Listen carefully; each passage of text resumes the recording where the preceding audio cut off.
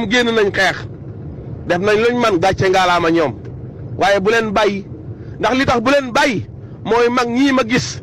ñi nga xamante ne ni ñu ci bëri ci ñoom la réew mi moomoon ngeen moomoon ko yéen xale yi farankalaay nañ ci ba toog ci kawam di ca dund te fasuñ yéen a jóg ci ñooñu bëgguñu xeex bëgguñu kuy xeexlu bëgguñu dëgg lu tax mooy ñoom gëm nañ ne li ñu toog baax na bu ñu xeexee mën naa am ñu ñàkk li ñu yoroon waaye gone yi gon leen a continuer yéen la seen avenir nekk ci jeu yéen la seen avenir nekk ci sa ma Sénégal da ngeen a d'accord ci li Macky Sall nekk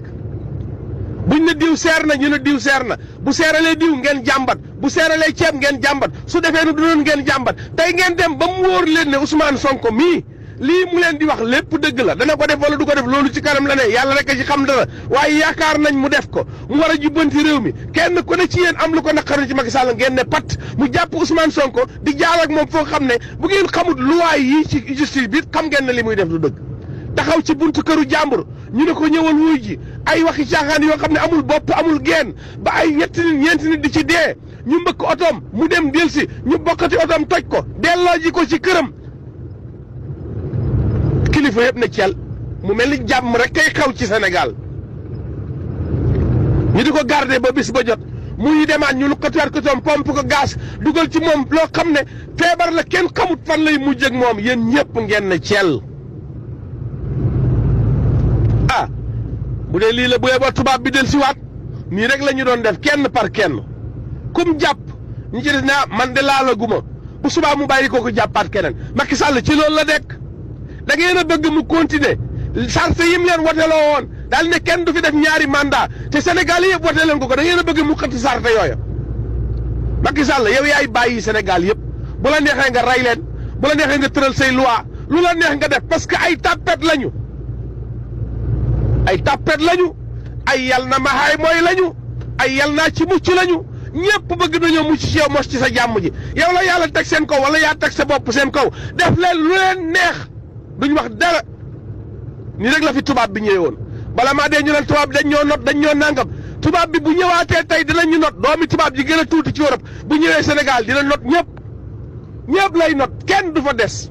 ku ngeen yaakaar rek kooku laa njëkk a wax parce que bu doon dana bañ lii ku munta bañal Macky Sall kàcc yu bon yi fen yi soxor gi añaan gi nappaate gi ku ko munta bañ bu tubaab bi ñëwoon ceel ngay def ak koo mën a doon ku am jom du seetaan lii ku baax du seetaan lii ab jullit du seetaan lii ku jàngal Alxuraan du seetaan lii kuy woote ne yaa nekk ci li mag ñi newoon doo seetaan lii mën nga koo woote nag te newoo ci dama ne ku demoon ci xare ba sax laaw ànd ak dégool ba xare bi jeex ci almaa yi boo delsee di nga am jom ndax di nga xam ne bisu dee du bisu dund te kenn mënut a deetal sa dee jotut te dëgg kenn waru koo seetaan ñu koy man suuxal ndax yéen barki démb yéen doon bëggu leen ñu jël fii ay góor jigéen du ko dugal ci dëkk parce que mag ñi baax ñi bëgguñ ko woon ndax góor jigéen rek la mag ñi baax ñi bañoon mag ñi baax ñi xamuñu woon luy góor jigéen ndax amu fi woon ci téere yi lañ ko daan jàng xam nga luñ xamoon mooy ay tooñ la mag ñi daan bañ am na fi tey jóg leen dama ne ku fii mag tey rek maga la jur ku ne ci këru mag nga jóge mag ñi tabax Sénégal ñun ñëpp ñoo ñu meññi gone yi xam ngeen lu ma leen di wax alxuraan ji ngi leen di jàngal bu leen ko gëmati ndax ñi leen koy jàngal gëmuñu ko li fi xew yëpp ñu ne porte alxuraan tere woon nañ leen ko buñ jógee dugg ci jàkk yi suba ngoon di julli dama ne gémmiñ bu waxul dëgg wax fenn ana Sénégalais yi 18 millions yu manqué tuuti mel nu Macky Sall moo xëy di tooñ Sénégalais comme yéen seen nawle seen doom seen morom seen baay seen najaay seen mbokkum Sénégalais moo xam ne la tax ñu di ko tooñ di ko doggatoog di ko lor mooy lañ leen di lor la leen bëgg a dindil na fi tubaab bi yëpp na fi suñ alal def na xale yi am liggéey na pañ mi baax na njàng mi baax loolu Macky Sall def fi dara fukki at ak ñaar Sonko ñëw ne di koy dindi mu ne tey ma rey ko ngeen di seetaan yéen lan ngeen bëgg yéen waa Sénégal lan ngeen bëgg gis ngeen yéen bu fi naar yi ñëwaatoon dem jàpp seen doom yi ay jaam amu leen jom amu leen fulla amu leen fayda ku leen ko waxut da leen a ragal gis nga Macky Sall bi wallaahi xasim daa wax ne bu doon Ahmed Babou moo jógee Mauritanie wala Maroc ak réew mu mën a doon Gambie gii dox bu fi yaay jàmmi duggoon dana leen lekk suba ba ngoon ndax amul kenn kuy réagir ku ne ngi ne porte di seetaan lan moo tax ngeen di seetaan lan moo tax ngeen di seetaan Macky Sall di manipuler justice yéen juge yi bat bu seen mu def la leen naka su doo yéen ay ñen yéen lan la leen Macky Sall jàngal yéen généraux yi lan la leen Macky Sall def moo leen def ay général yéen capitaine yi yéen commandant yi yéen ñi chef armée beeg police ak gendarmerie lan la leen Macky Sall def ba di leen manipuler ciy fen ngeen d'accord ko mboolem ku ci war a kaas te kaasoo ci Macky Sall soppi na la fenkat soppi na lu gëm ku gëm ay fen soppi na la ku ànd ciy fen soppi na la koo xam ne bu ñuy rey sa mbokkum sénégalais di ko possédé ci mbedd bi di ko toj otom nga di ko seetaan yéen ay ñan yéen buñ ma doon rey ngeen seetaan kuñ ciy rey sa mbokk nga seetaan kuñ ciy rey sa baay nga seetaan kuñ ciy rey yéen ñëpp sénégalais ku ci yaakaar beneen sénégalais kattali la buñ lay rey ab jaamur ndax nga sa bopp ndax sénégalais comme ñun mooy rey ab sénégalais ci biir Sénégal ñëpp di seetaan amu leen jom amu leen jom wala amuñu jom sama bopp sax ci laa ko boole parce que booy pare ñu ne yow it nangam xam nga lan la wax ji mooy dafa am sénégalais bu mën ci lii dara ak ku ci mënul dara am ku ci mën a wax ak ku ci mënta wax am koo xam ne wax sax mënu ko ci man fii laa ci toll am na ko ñi may wax ñi ma sut laa wax ñi ci mën dara nekk sur le terrain mënoon mu jeex tay am na sénégalais boo xam ne li Macky Sall yi def di manipuler Ousmane Sonko ak justice ak police nationale gendarmerie di rey ay doomi sénégalais di taal dëkk bi mën na ci dara daa amul jom ka ca mën dara te waxu ca dara ka ca mën doole te defu ca doole kooku laa wax mais sénégalais bi nga xam ne wax kàddoom demul fenn mënta wax ak ki nga xam ne amul doole ak ki nga xamante ne ni moom li Macky Sall bu ko neexoon tey Macky Sall dugg ci pot ana ngeen bu président Maromar ak ñëwoon fii saaga leen kenn du fayu kenn ci yéen ak koo mën a doon laa ku mën a bañ saaga wi yëpp bu président Maroc ñëwoon fi saaga wi du ngeen fayu yéen ndeke bu Mali ñëwoon fii dañ ñuy lekk du ngeen dara lii la xanaa bu doon ab malien lañ fiy tooñ Macky Sall fii la ab Guinéen ñëw andi fi ay garab yoo xam ne suñu doom yi lay rey ay poson mu xëy signé baal ko mu dem Ousmane Sonko ne damay jël réew mi mu ne da koy rey ngeen di seetaan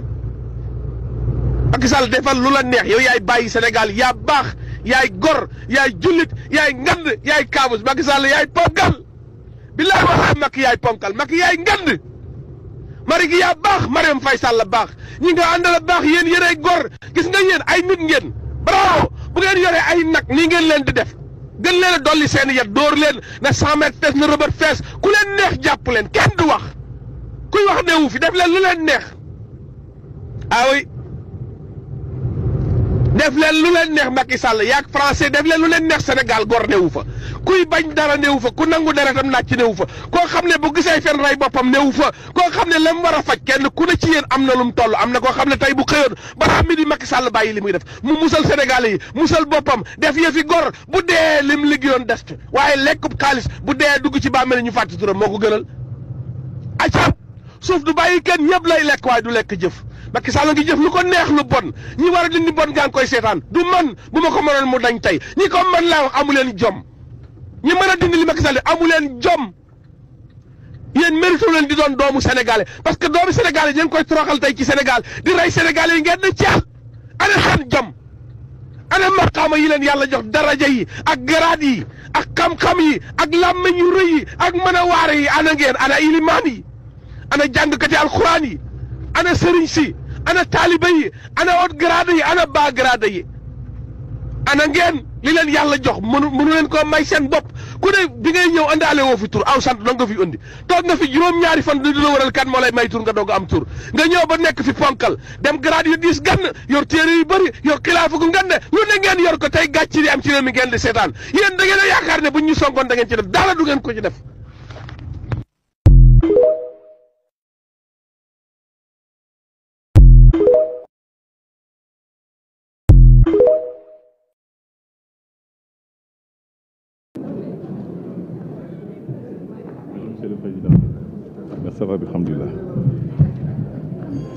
Merci, Monsieur le Président.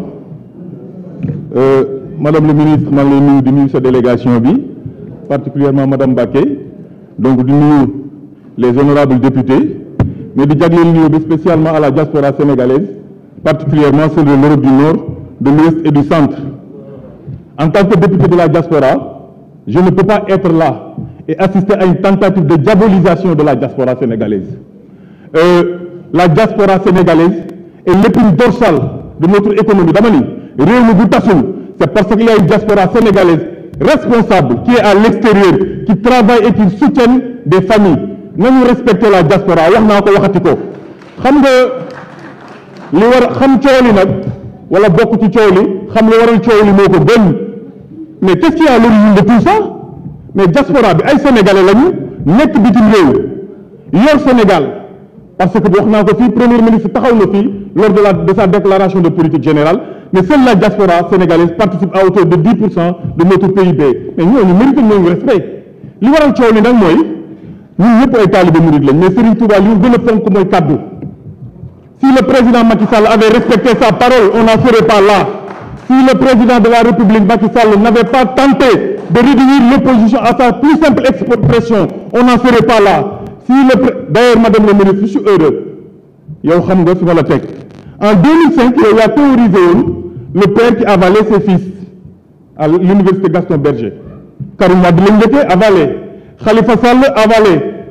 comment dirais-je, président Ousmane Sonko avalé. mais fan lañu jëm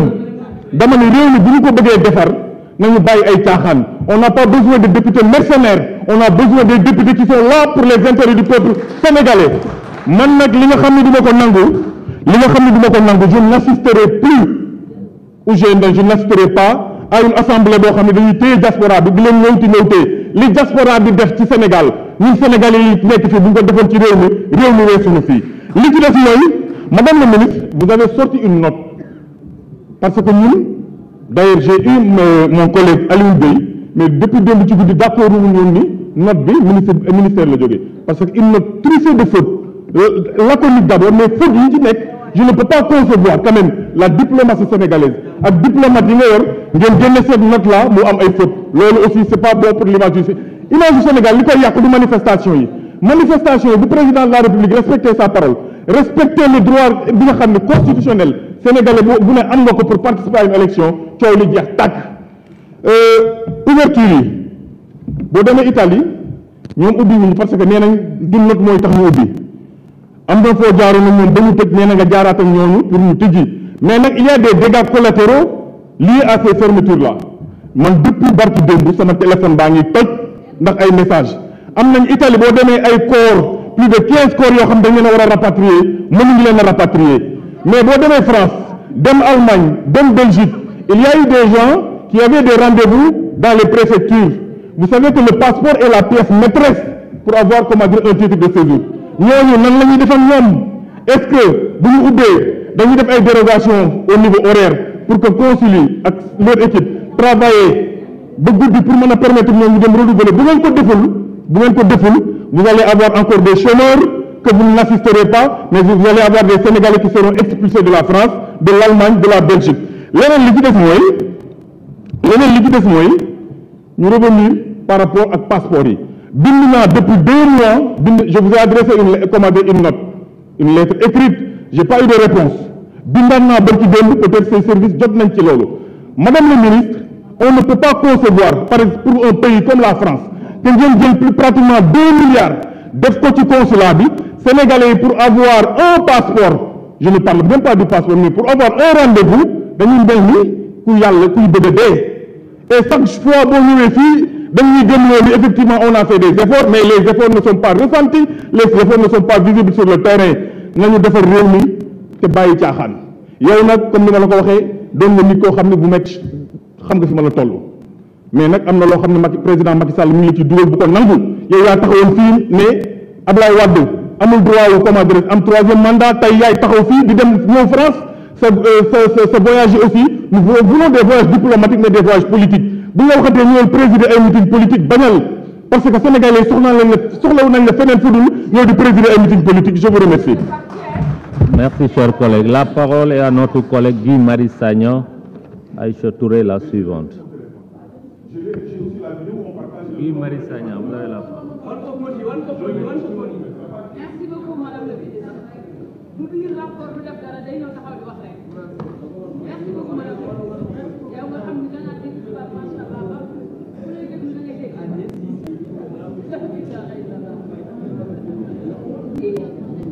bu dee joué théâtre sax tubaab yi lay dégg.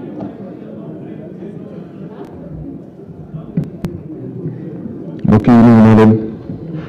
la première faute, Madame le ministre, se trouve dans le livre blanc du gouvernement du Sénégal sur les événements du mois de juin. à la page 4, article 324 du Code pénal, où on parle d'amende.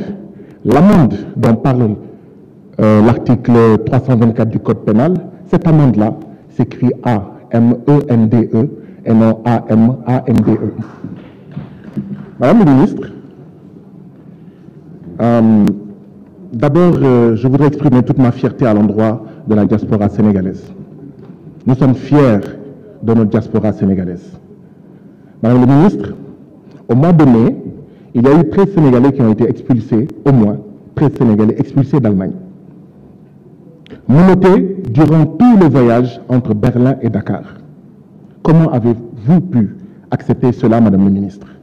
L'État du Sénégal a-t-il délivré des sauf-conduits aux Sénégalais rapatriés sans les en informer? Madame le ministre, est-il vrai qu'il y a 2 de vos agents qui ont été rappelés, qui ont été sanctionnés parce qu'ils sont opposés au 3e mandat, à la 3e candidature illégale et illégitime du président Macky Sall, et parce que, d'accord, ils seraient liés au PASTEF? Madame le ministre, vous nous avez parlé d'un livre blanc. Votre gouvernement plutôt a diffusé un livre blanc. J'espère que dans ce livre blanc-là, qui aurait dû s'intituler « Livre d'un tyran », que vous y avez parlé de la séquestration du président Ousmane Sonko sans aucune base légale. Même les prisonniers reçoivent des visites. Depuis 2 semaines, Ousmane Sonko n'a reçu aucune visite. J'ai été emprisonné 6 fois par le président Macky Sall. Mais toutes les 6 fois, je recevais des visites. C'est-à-dire que Ousmane Sonko est traité pire qu'un prisonnier et c'est tout simplement inacceptable. Et le plus grave, c'est sans aucune base légale. Madame le ministre, j'espère que dans ce livre blanc, vous avez parlé également de ce Sénégal, mystérieux pays, où des candidats sont régulièrement empêchés de participer aux élections. Le plus scandaleux dans le scandale, c'est qu'on s'y habitue. Les Sénégalais refusent dorénavant de s'habituer au scandale consistant à éliminer illégalement, illégitimement, des candidats à l'élection présidentielle. Madame le ministre, j'espère que vous avez parlé dans ce livre blanc de bouclier humain, dont le plus jeune a 8 ans. Bouclier humain que nos forces de défense et de sécurité utilisent en violation flagrante des lois signées, des conventions signées par l'État du Sénégal. Justement, on est ici pour voter, mais on devrait se poser la question de savoir à quoi ça sert de voter si le Sénégal, qui signe des conventions internationales contre la torture et les traitements inhumains et dégradants, les foule allègrement aux pieds. Madame le ministre, avez-vous parlé dans ce livre blanc de la planification par le président Macky Sall de massacres de masse avec l'achat par Macky Sall de machettes et d'armes à feu et le recrutement de nervis qui est devenu la principale activité de son fils? Je parle du fils du président Macky Sall.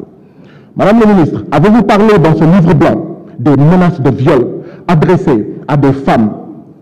parce que tout simplement elles sont opposées au 3e mandat du président Macky Sall, parce que tout simplement elles sont opposées à une 3e candidature du président Macky Sall et à la liquidation du candidat Ousmane Sonko. La dernière personne que je connais à avoir fait l'objet de menaces de viol s'appelle Khady Badiane. Madame le ministre, avez-vous parlé dans ce livre blanc qui devrait s'intituler encore une fois « Livre d'un tyran »,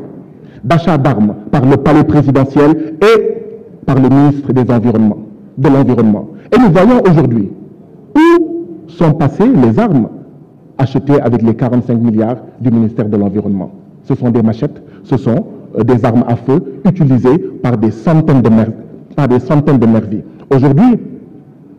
au lieu de créer des emplois décents et durables, le président Macky Sall crée des emplois de nervis. Madame la ministre, les Sénégalais vous disent que vous auriez dû parler dans votre livre blanc de la corruption de la justice. Cette justice sénégalaise corrompue par le président Macky Sall. Madame le ministre, avez-vous parlé dans votre livre blanc des dizaines de corps rejetés par la mer alors qu'au préalable, aucun cas de noyade n'a été signalé? Madame la ministre, avez-vous parlé de ce président Macky Sall dont le magistère se conjugue avec les verbes tuer, assassiner, torturer? La parole est à notre collègue Aïcha Touré, Mansour Kébé, le suivant.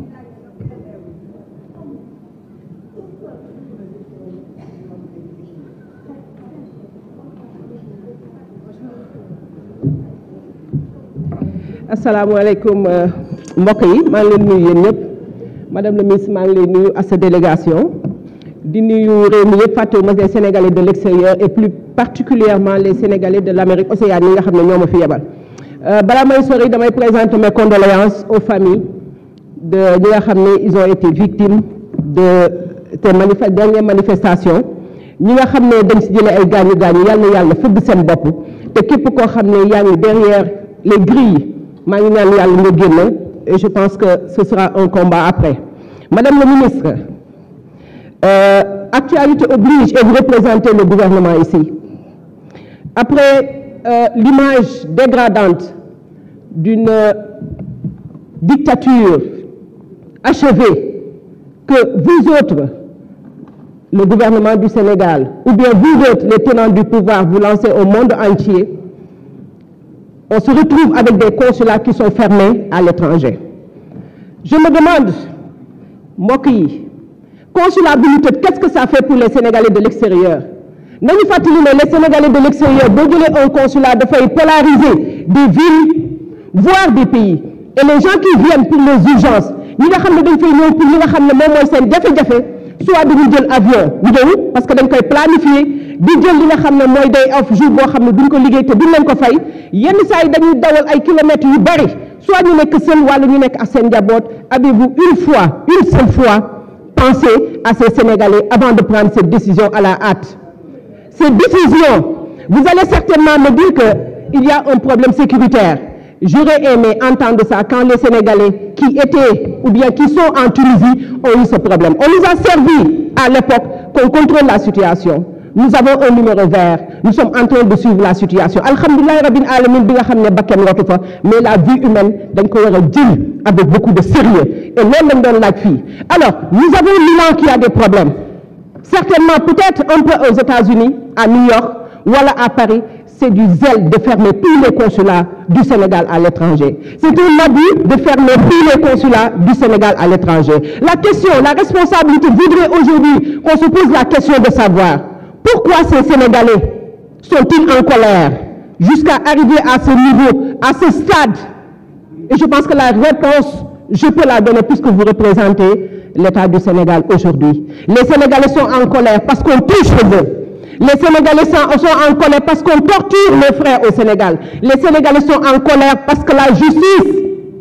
est corrompue. Les Sénégalais sont en colère à l'étranger parce que le plus grave dans tout ça, vous voyez un enfant qui est utilisé comme bouclier. Ça, c'est la honte du Sénégal. Quelle barbarie! Quelle barbarie de prendre un enfant. Et je vois des gens qui justifient l'utilisation de cet enfant en pleine bataille. C'est pourquoi les Sénégalais de la diaspora sont en colère. Et j'aimerais très bien que chaque fois, nous les conséquences, ce qui a causé de cela. Mon ami et frère, mon camarade Ibrahim Diop disait tout à l'heure que la diaspora sénégalaise soutient beaucoup l'économie du Sénégal. La diaspora sénégalaise aujourd'hui, et je pense que cette diaspora mérite respect parce que même moi, 10% nous participer au Sénégal. En prenant cette décision, Madame le ministre, de fermer les consulats, Madame le ministre des Sénégalais de l'extérieur, vous allez certainement me dire, comme je l'ai dit tout à l'heure, que c'est un problème de sécurité. Madame le ministre, vous avez également fait état, vous avez parlé des statistiques. Je vais en revenir pour la diaspora. Madame le ministre, vous avez donné l'importance des statistiques pour un pays, pour la prise de décision. Vous avez donné l'importance des statistiques pour toute décision de Khamedin. Mais Madame le ministre, dans la diaspora, les 10 dernières années, en tout cas, statistiques pour la base pour prendre en charge les préoccupations des Sénégalais. Aussi, Madame le ministre, du 1er au 15, c'était la date qui était prévue pour les contentieux au niveau de la diaspora pour après inscription sur liste électorale. Mais la période